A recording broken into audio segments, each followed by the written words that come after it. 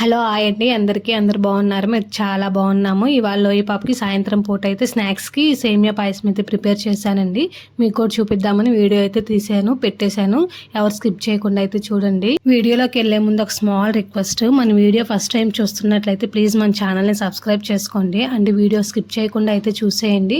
Video మీకు నచ్చినట్లయితే please ఒక లైక్ అయితే చేసి. నేనైతే ఒక గ్లాస్ సేమియా తీసుకున్నానండి. ఏమన్నా డస్ట్ ఉందేమని చెప్పేసి ఫస్ట్ అయితే ప్లేట్లో వేసి చెక్ చేస్తున్నాను. లోయి పాప కూడా అదే చేస్తుందండి, హెల్ప్ చేయడం. ఫస్ట్ అయితే ఒక కళాయి పెట్టేసి 2 టేబుల్ స్పూన్స్ నెయ్యి వేసుకొని దాంట్లో సేమియా అయితే వేసానండి వేపుకోవడానికి. పచ్చిగా ఉండి పాలల్లో డైరెక్ట్గా వేసాము అంటే అంత టేస్ట్ అనిపించదు. ఈ కలర్ కొంచెం చేంజ్ అయ్యి గోల్డెన్ కలర్కి వచ్చేంత వరకు అయితే వేపాను. అవి వేపి పక్కన పెట్టేసి ఈ గ్లాస్తో అయితే ఒక గ్లాస్ తీసుకున్నాను కదా సేమియా, దానికైతే 6 గ్లాసులు పాలు అయితే పోస్తున్నాను. ఈ మై ఫ్రెష్ మిల్క్ కాబట్టి 4 గ్లాసెస్ అయితే పాలు పోసి 2 గ్లాసెస్ అయితే వాటర్ వేసానండి. అదే ప్యాకెట్ పాలు అయితే వెన్న తీసుంటారు కదా, 5 గ్లాసుల పాలకి 1 గ్లాస్ వాటర్ వేసుకుంటే చాలు.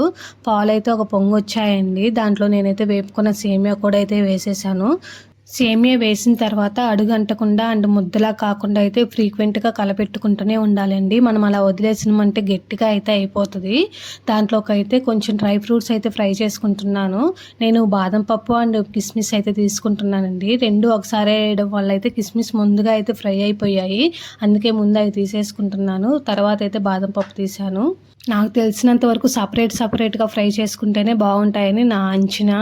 70% అయితే సేమియా ఉడికిపోయిందండి. చుట్టూ చూసారా మీగడ ఎలా వచ్చిందో ఫ్రెష్ మిల్క్ అయ్యేప్పటికి. నేనైతే ఇక్కడ కలకండ వాడుతున్నాను. షుగర్ అయితే ఎక్కువ వాడనండి, ఎక్కువే కదా అసలు తేను.